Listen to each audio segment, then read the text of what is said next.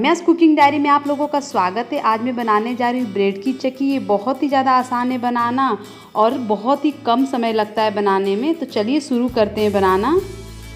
तो सबसे पहले मैं यहाँ पे ब्रेड ले रही हूँ।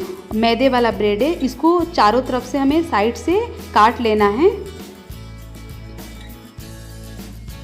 सारे ब्रेड को ऐसे ही कर लेना है। उसके बाद इसको मिक्सी के जार में डाल के इसका पाउडर बनाना है।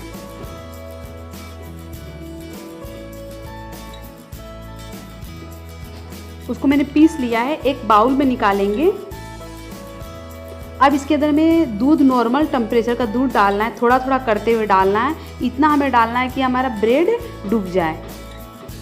तो मैंने यहाँ पे 8 से 10 ब्रेड लिए थे और यहाँ पे 1 कप दूध लगा है टोटल। इसको हमें 5 से 10 मिनट ढक के रखना है। दूसरी तरफ मैं यहाँ पे एक पैन ली हूँ। उसके अंदर मैंने 1.5 कप नारियल का बुरादा डाल रही हूँ।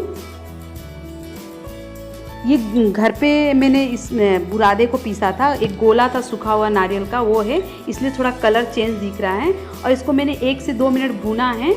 उसके बाद इसके अंदर हमें शक्कर डालना है। तो मैं यहाँ पे 1 कप शक्कर ले रही हूँ। 1 कप शक्कर डाल दिया है। उसके बाद मैंने भून लिया है।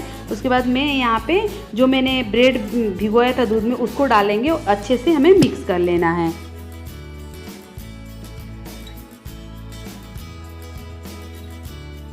अब इसको मीडियम फ्लेम गैस का रखना है और अच्छे से मिक्स करना है ताकि सब चीज़ मिल जाए आपस में। कम से कम 5 मिनट लगा है। अब गैस को हमें ऑफ कर देना है। एक कंटेनर मैंने यहाँ लिया है। उसके बाद चारों तरफ मैं यहाँ घी लगा रही हूँ ताकि नीचे चिपके नहीं। इसकी जगह आप ऑयल भी लगा सकते हैं। और उसके बाद उसके अंदर डाल देना है और चारों तरफ फैला देना है। अब एक छोटा चम्मच लेना है। उसको चारों तरफ प्रेस कर लेना है ताकि अच्छे से फैल जाए। हमें हाथ से नहीं करना है, बहुत ही गर्म होता है। उसके बाद यहाँ पे जो तरबूज का बीज होता है उसको डालेंगे। मैंने पहले से भून लिया था तरबूज के बीज को, कच्चा नहीं डालना है। उसके बाद हल्का हल्का हमें प्रेस कर देना है। उसके बाद थोड़ा सा पिस्ता डाल देना है, ये ऑप्शनल है। उसके बाद 15 से 20 मिनट छोड़ देना है। उसके बाद हमें जैसा शेप चाहिए वैसा हमें काट लेना है। ये बहुत ही ज़्यादा टेस्टी लगता है। इसको आप बना के रख सकते हैं फ्रिज में, बहुत दिनों तक आराम से खा सकते हैं। आप लोगों को अगर ब्रेड की चक्की अच्छी लगी हो तो लाइक करें, शेयर करें, सब्सक्राइब करें। फिर मिलते हैं एक नई रेसिपी के साथ। तब तक के लिए बाय बाय।